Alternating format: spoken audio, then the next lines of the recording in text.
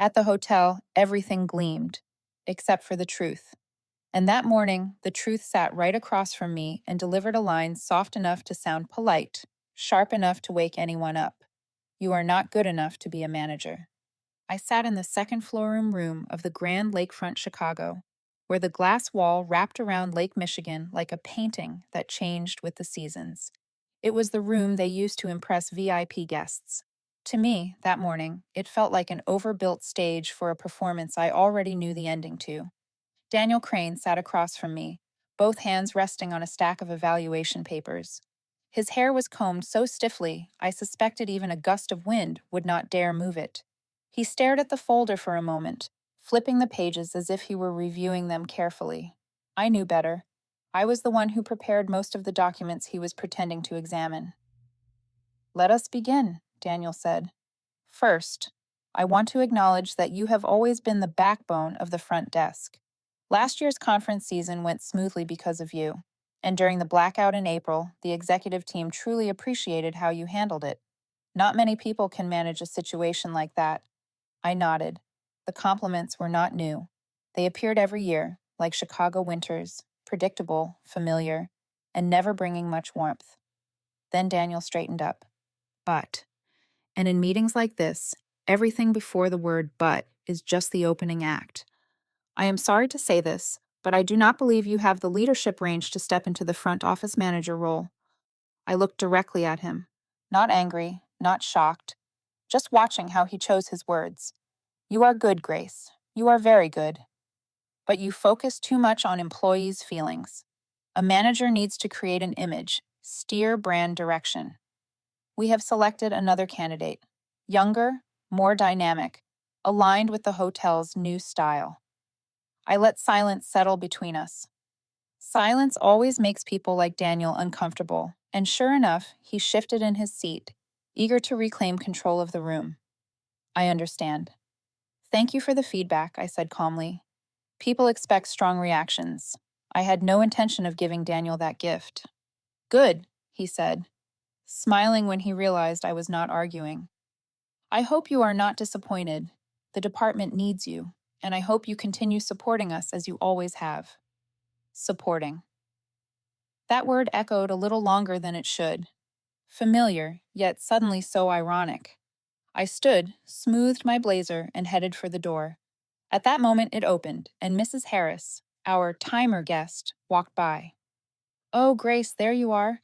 I just asked where the morning staff went. Things seem a bit disorganized today." I smiled at her. She was the kind of guest who could take one look and know whether the hotel was truly running well. She never spoke much, but whatever she said always cut straight to the truth. I knew Daniel heard her. He pretended to be absorbed in his phone, as if something on that screen mattered more than a loyal guest pointing out that the front desk fell apart the moment I was not there. "Have a lovely morning," I told her. When she walked off, I returned to grab my bag and left the room completely. I did not need to look back to know Daniel was standing there, awkward and exposed, still clinging to the idea of himself as a confident manager. Walking down the carpeted hallway, I could see the grand lobby below. From above, everyone looked small. Maybe that was the metaphor. Some people only see things from a safe distance and forget who is holding everything together underneath. I stepped into the elevator. As the doors slid shut, the mirrored surface reflected my face. I did not look sad. That surprised me. I looked like someone who had just taken off a coat they had worn too long, one so heavy they forgot how much it weighed. I replayed Daniel's words. "You are not leadership material." If I had been 20 years younger, maybe I would have believed him. But not now. Not after 12 years of keeping this place running straight. Not after countless shifts where, without me, this hotel would never look as polished as it pretended to be. And if you are listening to this, let me ask you something. Where are you watching from? Chicago, California, New York, or maybe a quiet little town, somewhere far from all this? Leave a comment. I would love to know who this story is reaching. The elevator opened on the first floor. The familiar soundtrack of rolling suitcases, espresso machines, and daily hotel life washed over me. The rhythm was the same. But I was not. They did not understand my value because I had given it away for free for far too long. And that morning, in that gleaming lobby, I knew one thing for certain. I would keep working here, but I would stop working like a manager when they only paid me like a shift supervisor. Not out of anger, but because, for the first time, I saw the truth as clearly as the glass on the 32nd floor. And that truth was about to change everything. Before they told me I was not good enough, I had kept that hotel from falling apart at least 43 times. I do not say that to brag. When you have been in this line of work long enough, you know that every time the place almost burned down, no one remembers except the person who put out the fire. I started at the Grand Lakefront during a sharp bend in my life. I had just gone through a divorce. My daughter was still young, and the night shift was the only way I could work and still take care of everything at home. People like to believe a hotel is quieter at night. The truth is, it is only quiet for those who have never worked a graveyard shift. In my first few weeks, I realized I had stepped into an underground ecosystem, a world where every problem came to the front desk before it landed anywhere else. Power outages, drunk guests, groups arriving hours late, software freezing, housekeeping short staffed. The kitchen is running out of items. All of it drifted into the city's sleeping hours and knocked right on my counter. After about 3 weeks, the manager at the time said something that made me step back and look at the whole picture. "I think you know this hotel better than I do." He said it gently, but behind it was an admission. From that moment on, I would carry more responsibility. And I did. I did more work. I was never called by the title that matched it. When I moved into the shift supervisor role, the chaos did not shrink. It simply changed shape. I still remember one major conference night when the hotel was overbooked by nearly 20 rooms. Sales oversold, reservations entered the wrong data, and no one claimed the mistake, which meant the front desk became the place where all consequences landed. That was when I stood in front of the monitor, balancing 3 spreadsheets and the handwritten log I had built over the years. I had to figure out who could switch floors without getting offended, who could be upgraded without feeling like it was a bribe, who might accept moving to a partner hotel, and who absolutely could not be touched because of special requirements. Some people think assigning rooms is just dragging boxes on a screen. They do not know each room is a story, and every guest believes they are the center of the hotel. Once I finished reorganizing everything, Daniel walked in. He looked at the new room chart, then at me, and then smiled proudly at the passing management team. "See, I told you. Our team works very efficiently." His team, in that moment, was just me. But I did not react. I never needed applause to know I had saved another conference night from collapsing. If it had been only once, it would not matter. But it was one of countless nights where I had to drag the hotel back to its axis. Another time, a VIP guest from New York flew in to speak at a major event. His luggage was lost at the airport, and every critical document was inside it. The young assistant traveling with him nearly panicked when she realized there was no way to retrieve the suitcase that night. I did not say much. I took them both to their room, made coffee, and asked her for a list. Then, close to midnight, I left the hotel and drove to 3 stores to rebuild everything he needed. The exact razor he preferred, the sample sets he had to present, every item down to the smallest detail. When I returned, the VIP looked at me as if I had solved something he himself had not imagined fixable. He only said one short line: "If someone like you is not a manager, this industry loses a lot." But the next morning, when he called the lobby to thank me, Daniel answered the phone. And within minutes, he accepted every compliment as if he were the one who had driven out at midnight carrying bags from 3 stores. I stood behind the front desk, listening to each word, and all I felt was amusement. A man who loves the camera never misses a chance to stand in the light, even when the light comes from someone else's work. The years rolled on like that. The hotel changed from logo to lobby carpet to service policies, but one thing never changed. People assumed I would handle every problem that lived outside my job description, not because they were cruel, but because they were used to me making everything easy. I did not have a manager title, but I did the work of one. I did not have decision-making power, but every decision somehow found its way to my desk to be fixed. I did not represent the hotel in their polished marketing videos, but I was the person making sure everything in those videos was actually true. And then one day, they told me I was not good enough. I did not feel pain. I simply realized something I should have seen much earlier. If you let your invisible work become something people take for granted, it will never be named. And I had let that happen for 12 years. But everything is about to change. Not because I am better or worse than yesterday, but because I finally stopped giving away what they never knew how to value. The next morning, I arrived at exactly 7 o'clock, not earlier, and that alone was enough to make the front desk tremble slightly, the way a familiar table shakes when one of its legs suddenly loses support. The night before, I had reopened my employment contract, a stack of paperwork that most people read during their first week and then forget forever. I sat at my dining table under a soft yellow light, flipped through the job descriptions pages, and compared them with what I had actually done over 12 years. It took only a few minutes to realize how far I had drifted from the role I was hired for. Some tasks I took on because I thought helping once would benefit the whole department. But over time, those favors became expectations. And when expectations disappear, people treat that loss as a deficiency. I wrote down the tasks that were not part of my duty: after hours room coordination, morning report writing, unpaid training for new staff, handling emergencies from other departments. I listed only 4 items, the ones I knew I handled most often, even though the real list was far longer. But those 4 were enough to create a shift. When I folded the contract, I understood one thing clearly.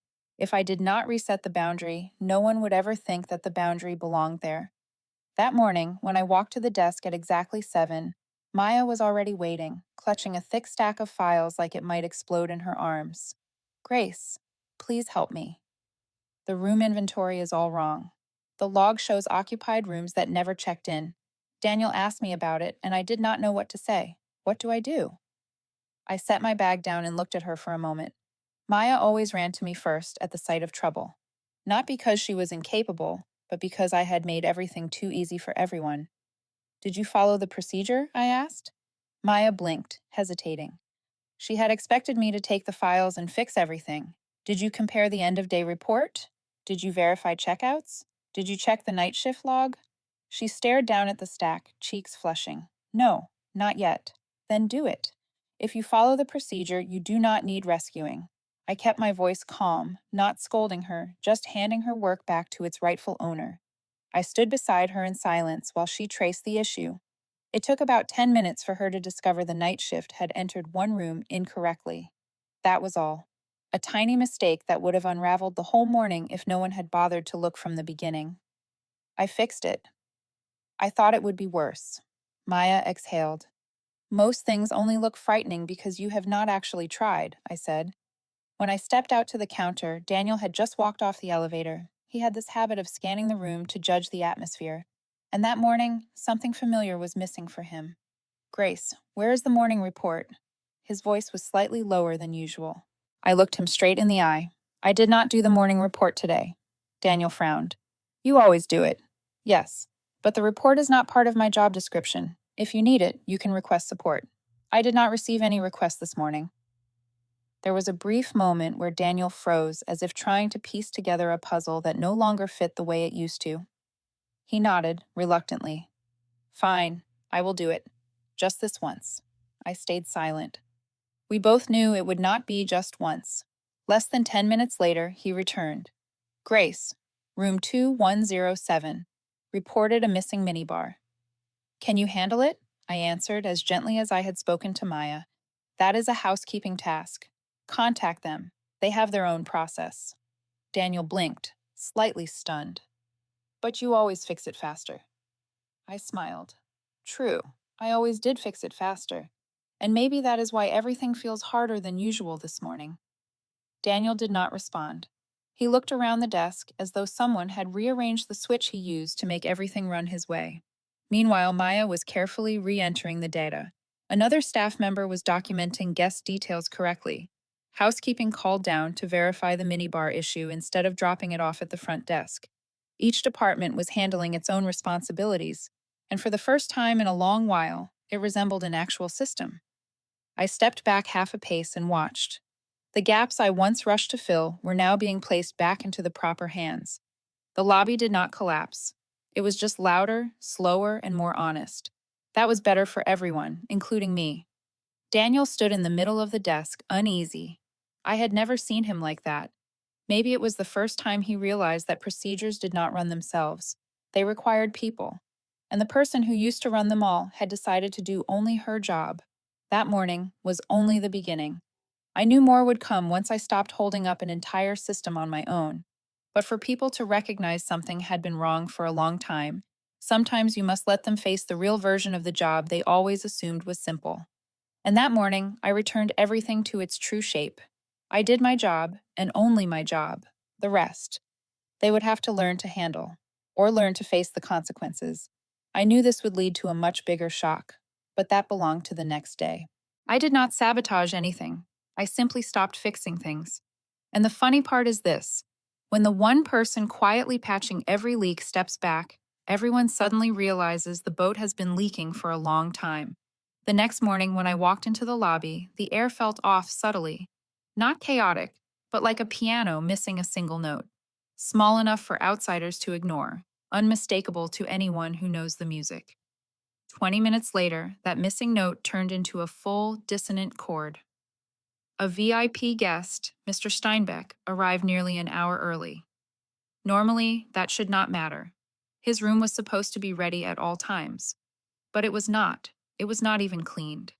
The previous guest had been allowed a late checkout, and housekeeping had never been informed that this room needed priority.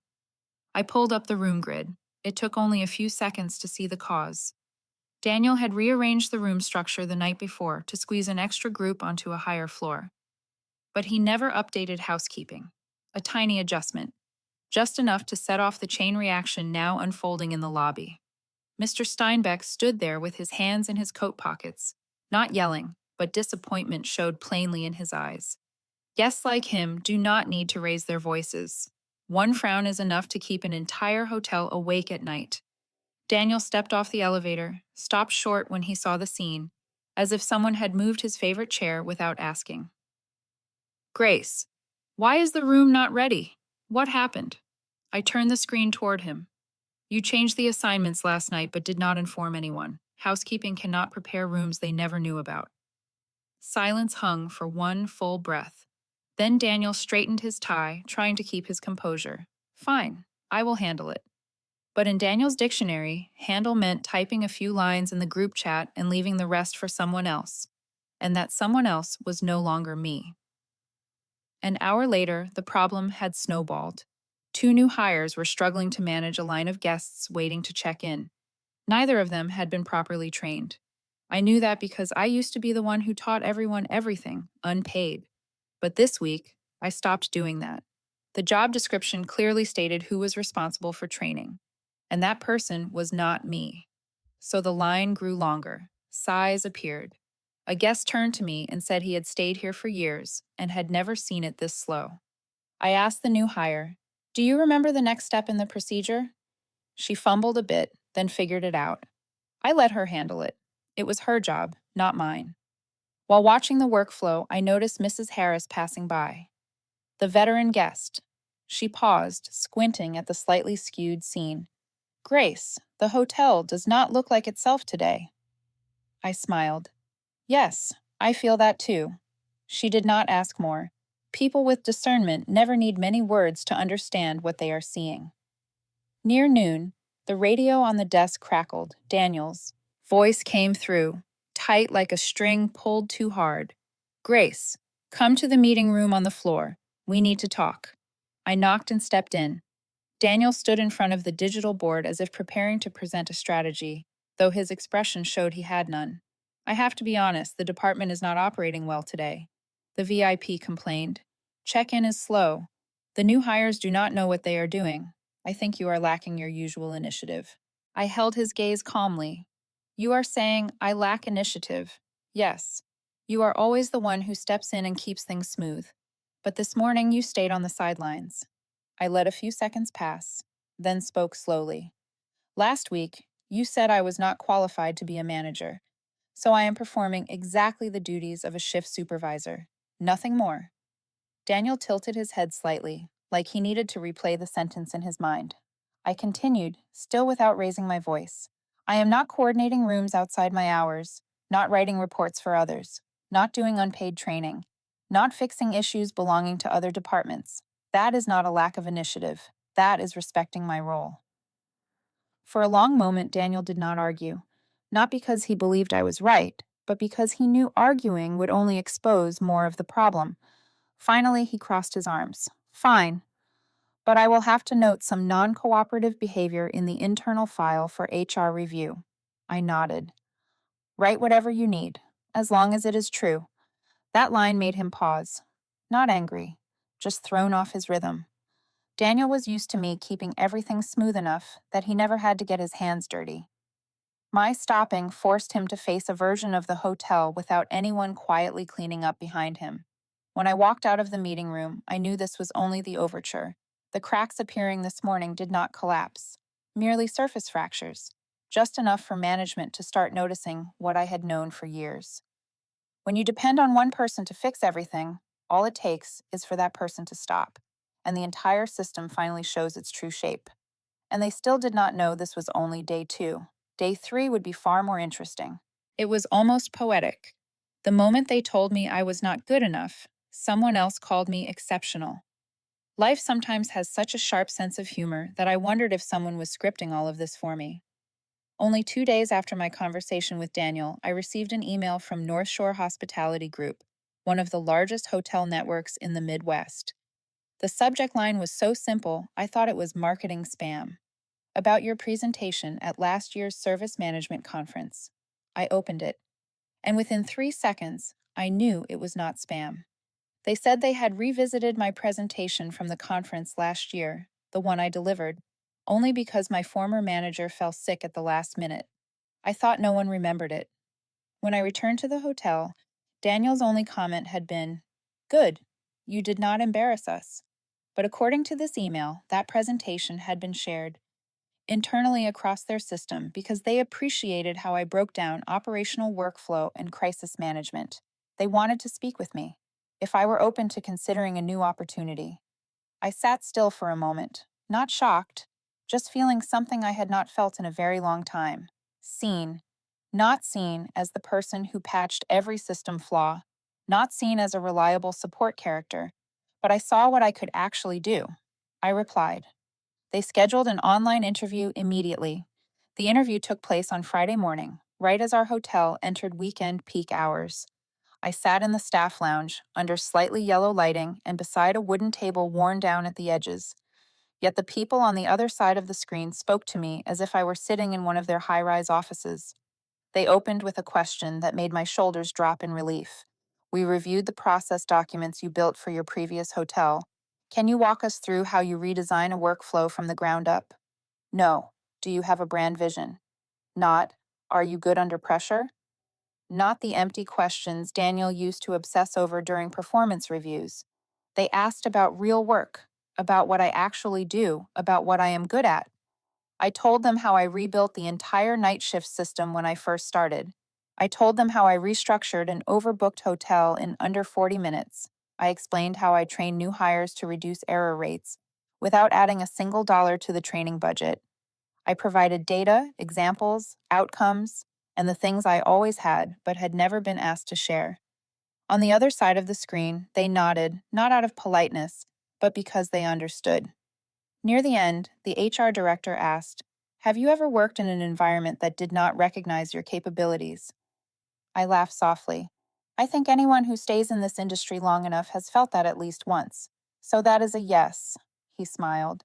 We are looking for someone with true operational depth, not a surface level image. No one at the Grand Lakefront had ever said that to me. When the interview ended, they said they would follow up in a few days. But I already knew, from the way they listened, that they had decided far more than they admitted. I closed my laptop and returned to the front desk. For some reason, the lobby looked smaller, as if the space had shrunk after what I had just experienced. A few minutes later, Daniel walked behind the counter. He looked at me with an expression I could not quite name, like someone had changed the light bulbs in his office without telling him. "Grace, you seem different lately." I did not turn immediately. I kept typing a few notes into the system. "Different how?" Daniel paused. "You are less supportive, less proactive. I have received feedback that you are creating distance." I turned to him, my voice calm as if we were discussing the weather. I am not creating distance. I am simply doing my job. Daniel studied me for another second, as if trying to decode something he had never had to read before. Are you looking for another job? The question did not come from concern. It came from fear. From the dawning realization that I was no longer inside the invisible radius of control he thought he had over me. I smiled lightly. Daniel, if you think I am job hunting just because I am doing what my job description says, then you have not understood me for 12 years. He opened his mouth to say something, then closed it again. He walked into his office and shut the door faster than usual. I imagined him trying to reassemble the puzzle pieces in his mind. Grace calm. Grace is less supportive. Grace is more confident. Grace changing. And he was right. I was changing. Not to push back against them, but to stop pushing against myself. That afternoon, while I was directing guests to the elevators, my phone buzzed. A new email. I opened it. One line. We would like to invite you to the final negotiation stage. No elaborate subject line, no flourish, just confirmation that they saw what this place had never seen. I locked my phone and stood still for a moment in the middle of the busy lobby. Then I realized something. I had not been invited to a final round. I had been invited into a different version of myself, a version I had never been allowed to become here, and the best part, Daniel still had no idea what was coming. The incident happened at 9:15 in the morning. If there had been background music, this would have been the crescendo, the kind of music where a single opening note warns you that everything is about to collapse. It was the opening day of the hotel's most important conference week of the year. A group of 200 guests from a large tech company had just poured into the lobby. From a distance, I could already tell that room assignments were not the only issue. Their group leader held the rooming list with the expression of someone preparing to write a 3-page complaint. A front desk employee rushed up to me, whispering in a shaky voice, "Grace, the room list is completely wrong." I skimmed it. It was not slightly wrong. It was wrong in the way a tornado rearranges a house. Single rooms swapped for doubles. Priority guests are placed in outdated rooms. Meeting groups are split between two towers. This was what the hospitality industry calls an operational nightmare. I did not step in. It was no longer my job. For the first time in years, I stood at the edge of the desk and watched the responsibility fall exactly where it belonged, on Daniel. Daniel hurried in like someone who had just discovered the floor beneath him had dropped an inch. He tried speaking to the group leader in a tone meant to earn sympathy, but the group leader had already shifted to the note-taking tone. No one wants to hear technical excuses on conference day. The general manager, Mr. Foster, appeared almost instantly. He seldom came to the lobby at this hour, which meant the situation was serious enough for him to abandon his morning coffee. He pulled Daniel aside. I could not hear the conversation, but if it had subtitles, the screen would be filled with exclamation points. Within an hour, corporate was notified. A message appeared on the internal system. Regional auditor, Mr. Adler, was assigned by the group. Arrives today. One short sentence was enough to make everyone stand straighter. Adler was not the type of auditor who visited for show. He came when the company suspected failure at a management level. Around 2 in the afternoon, he arrived. Gray suit, tall frame, thin glasses, silent, yet heavier than any 3-hour meeting. Daniel took him to review the room assignment system. Within minutes, I saw Daniel starting to talk more than usual. Managers talk the most when they have the least to say. Then Adler asked for the operational reports for the week. Daniel handed them over. Adler flipped the first page, then the next, then another. And he saw exactly what I expected, a nearly empty report. I had been the one writing that report for years, despite it not being part of my job description. Once I stopped, no one replaced me, and Daniel assumed the report would continue to magically appear. Adler did not remark. He simply asked one question. Who oversees the room assignment process in this hotel? Daniel cleared his throat. Grace used to help a lot, but recently she has changed her attitude. That was the moment I knew I would be called in. Adler turned to me. Could you step in for a moment? I entered the meeting room, calm as if I were walking into an ordinary check-in briefing, not an audit that could end someone's career. Adler opened his laptop. I want an accurate description of how this department operates. I am seeing significant gaps compared to the standard procedure. I glanced at Daniel for 1 second, then answered. The department currently relies heavily on individual experience rather than a structured process. For many years, the tasks of room assignment, priority coordination, overbooking handling, and cross department supervision have been carried out by one person. Adler asked, "Why is that?" I replied evenly. When a system lacks structure, the person who understands the work carries the work of those who do not. And when they carry it too well, the system forgets that it is supposed to be the system's job, not one individual's. Daniel flushed. "You are trying to make me look bad in front of the auditor." I turned toward him, my voice soft but sharp as a thin wire. "Daniel, no one can make you look bad if you are already wearing the face that causes it." I did not raise my voice. I did not insult him. But the words landed exactly where they needed to. Adler looked at me, his expression shifting slightly. The look of someone who has finally heard the most reasonable sentence all afternoon. He continued, "Grace, do you have any process documentation you have written?" "I have my copies." Daniel jumped up. "She is not a manager." Adler cut him off, his tone quiet but firmer than a slammed door. "You have given your explanation. Now I need accurate information." I opened my laptop and presented the documents I had built over the years. Documents that had held the hotel together, yet had never carried my name on any official report. Adler reviewed each section carefully. He stopped longer at the part labeled Delegation, Responsibility, and Control. "So the department is not using this documentation." Daniel stayed silent, a silence that said more than any justification. Adler turned to me. "If you were given authority to repair this department, where would you begin?" The question was not meant to test me. It was the question of someone who had found the true problem and was now looking for an actual solution. I answered clearly. I would start by restoring standard procedures, redefining responsibility by role, retraining staff, and eliminating the dependency on any single person. This hotel does not lack capable people. It lacks a structure that allows them to work effectively. Adler nodded. For the first time since he arrived, he showed agreement. He stood and closed the folder. "Thank you. I will speak with corporate and the general manager." The meeting ended.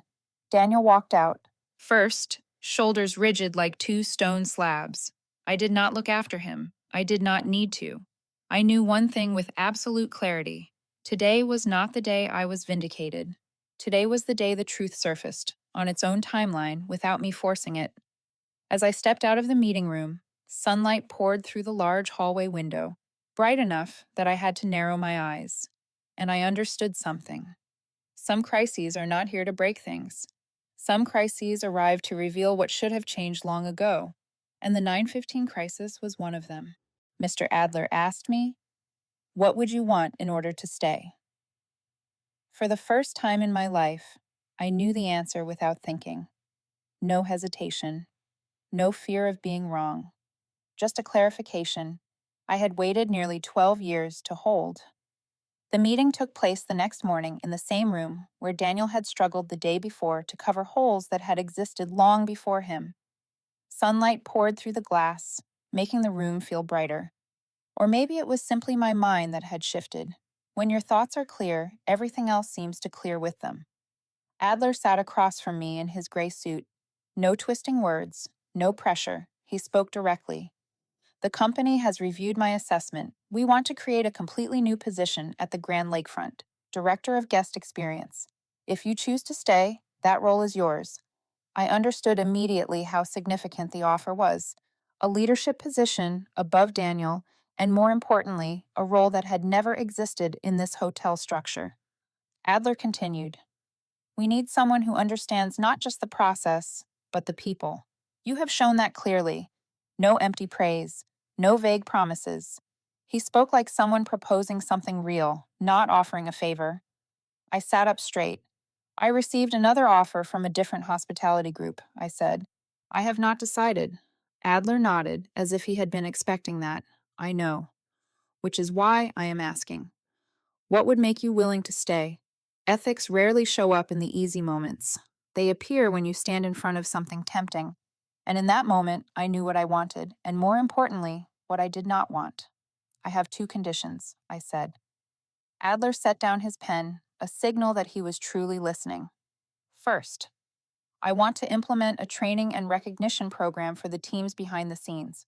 Housekeeping, night shift, engineering. The people guests rarely see, but who keep this hotel from collapsing. Adler paused.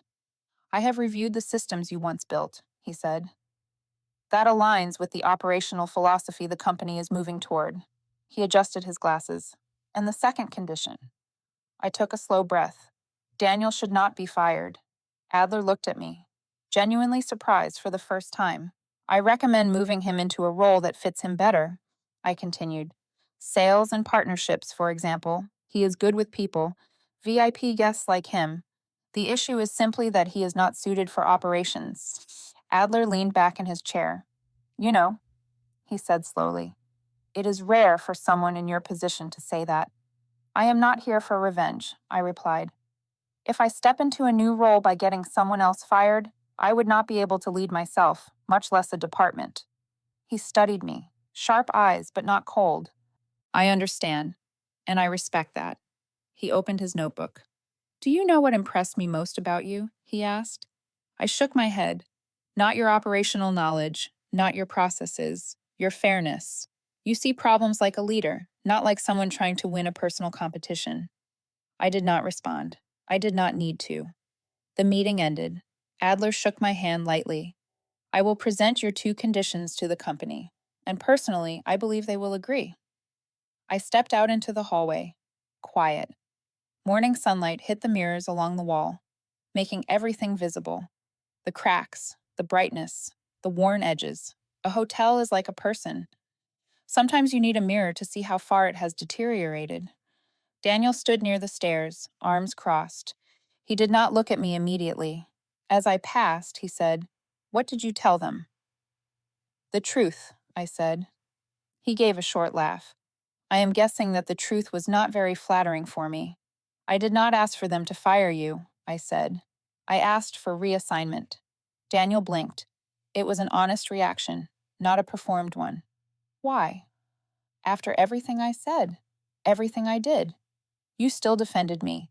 I am not defending anyone, I said. I just do not want someone to lose their job because of a system they were never trained to handle. Daniel let out a long breath. Half relief, half the sting of realization. Thank you, he said quietly. But I still feel hurt. Hurt by what?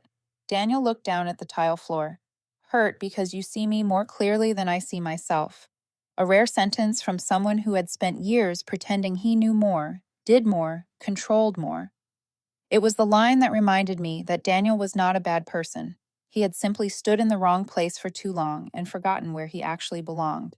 I did not comfort him. I did not advise him. I simply said, A new opportunity will be good for you. It will give you a place where you can actually be good. He nodded, saying nothing more. I walked away, feeling neither light nor heavy, just clear. Clear that I had said the right thing. Clear that I had done the right thing. Clear that power only matters when it does not destroy someone to exist. My ethical line was never decoration. It was what kept me standing when everything around me shifted. And that day, as I left the meeting area, I knew this. If I accepted the new role, I would step into it not through victory, but through integrity. And if I chose to leave, I would leave as someone who spoke the truth she believed, and did not swallow it simply for a leadership title. The email was sent at 8 o'clock in the morning. By 8:10, the air around the front desk felt lighter, as if someone had opened every window at once. The company announced, We appoint Grace Hill to the position of Director of Guest Experience, effective immediately. The final line made me pause my cursor. Ms. Hill is selected for her understanding of systems, people, and her consistent record of contribution. One short sentence carrying the weight of 12 quiet years. I walked past the front desk. Maya was reading the email on her screen.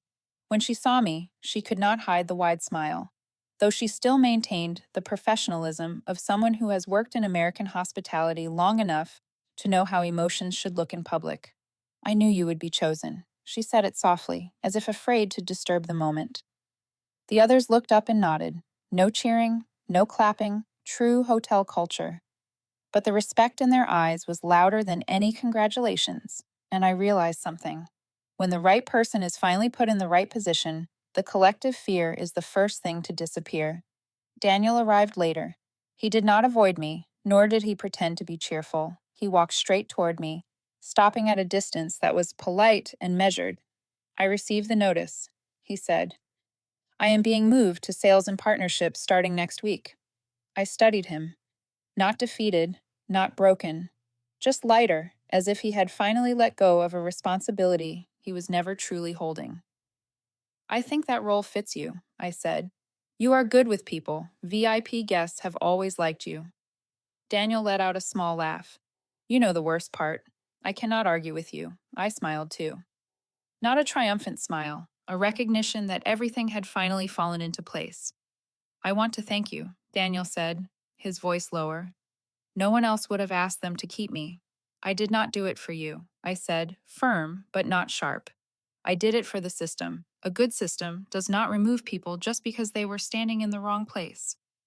Daniel tried to hide his reaction, but I saw it, a mix of relief and hurt. He extended his hand. "Congratulations, Grace." A short, civilized handshake, a clean ending to an old chapter. That afternoon, I began building my new team.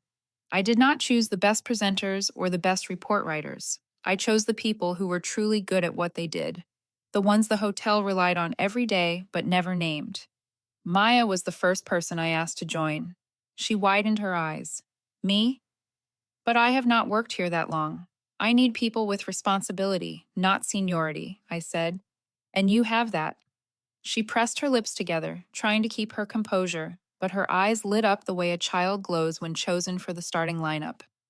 I selected three more. Oliver from engineering, the one who fixed an industrial washer at 3 in the morning because waiting for the contractor would leave guests without towels. Sandra from housekeeping, who always knew which room needed an extra blanket before the guest even asked.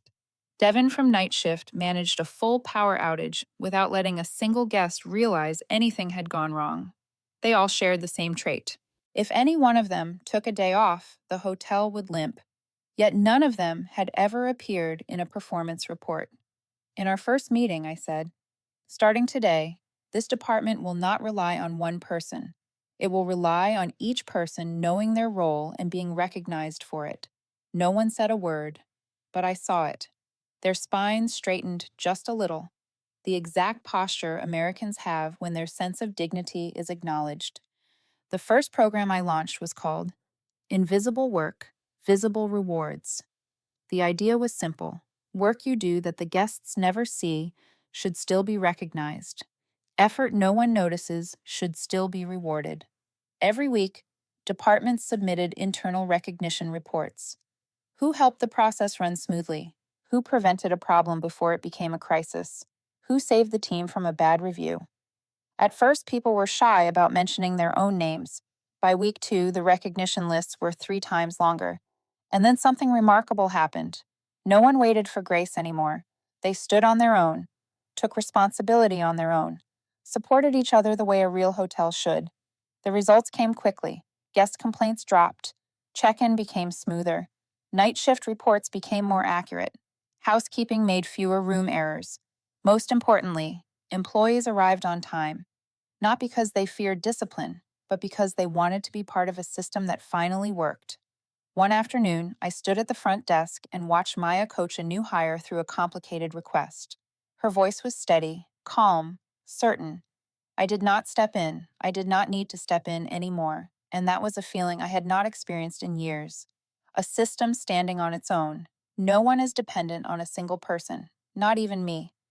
When I entered my new office, the one with a glass door and my name etched neatly on the outside, I stood still for a moment, not to savor the promotion, but to remember this feeling. Real change does not come from power. It comes from putting the right people in the right places and respecting the work they carry. When my computer lit up, the first email I saw was from Adler. It had only 3 words. "Good start, Grace," I smiled. Not at victory, not for revenge, but at the confirmation that a hotel, a system, had finally begun to run the way it should. And I knew. What came next would be far bigger than this morning. 3 months later, the hotel still stood strong, and I went home at 5 in the afternoon with no one calling me at midnight anymore. It sounds ordinary, but anyone who has lived in the hotel world knows this. If your phone stays quiet at night, it means the system is finally working the way it should. No crashed servers, no lost rooms, no one is thinking. Call Grace. She will know how to fix it. And to me, that was the greatest victory. If I had to summarize these 3 months in a short report to the corporation, I would write this. Guest complaints dropped by 46%. Service scores rose significantly, especially in the staff interaction category. Employees looked less stressed, sighed less, and had fewer tired eyes. But none of that captured the full picture. It did not capture the sight of Maya confidently handling two incoming groups without looking for my approval. It did not capture the meeting where Sandra stood up and proposed a new VIP protocol, something she once believed she did not have the right to suggest. It did not capture the moment Oliver reorganized the maintenance schedule to avoid guest disruption, then looked at me with the expression of someone who has just discovered their real capability. Those small things, added together, created real change. And honestly, I was prouder of those moments than any KPI score. As for me, I changed in ways I did not expect. One Saturday afternoon, I took my niece Lucy to the lake near my home. She ate her ice cream too fast, letting it drip down her hand, and I laughed because it was the first time in years I was fully present when my family needed me, instead of making a promise I would later cancel. Sitting beside me, she asked, Aunt Grace, is your job less tiring now? I looked at the water, then at her small hand wrapped around mine. I do not get evening calls anymore, I said, and I am not doing other people's jobs for them. So you are happier now. I did not need to think. Yes, much happier. She rested her head on my shoulder as if confirming something I had never spoken aloud. I took my time back, not because I got promoted, but because I finally drew the right boundaries. If I had to offer one calm, sharp lesson for anyone listening, it would be this. Do not give away your competence for free forever. Do not let them believe your ability to fix everything is some natural obligation. In hospitality, and in any industry really, if you work like an unpaid manager long enough, they will forget you are not one. You are carrying them. You are saving the system for them. You are covering their mistakes. And one day, when you ask to be recognized for what you truly do, they will tell you the same line I once heard.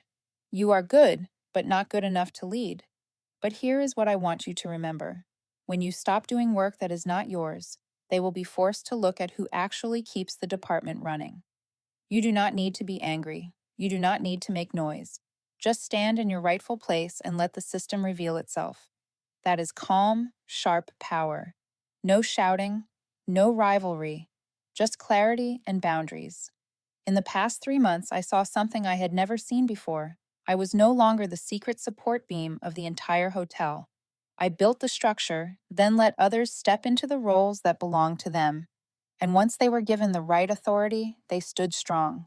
No one sacrificed their sleep anymore. No one was chained to the role of the person who knows everything. No one became a shadow of their own competence. A good system does not rely on the blind devotion of one person. A good system relies on a fair workload and earned respect. It was what I had hoped to see for years, and now I finally have. Before I end this story, I want to ask you, the one listening, have you ever been told you were not good enough, only to realize your entire department was relying on the very skills they undervalued? Have you ever been the one who caught every problem no one else noticed? The one who created order out of chaos, while leadership dismissed it as a small task? The one holding up the system, only to be told you were not tall enough? If you have, I would like you to share your story in the comments. Not to complain, but because when you speak up, you let others, the ones who think they are alone, see that they are not the only ones. And if you want to hear more calm, sharp stories like this every week, where I talk about boundaries, values, and how to survive professional environments without losing yourself, subscribe to the channel.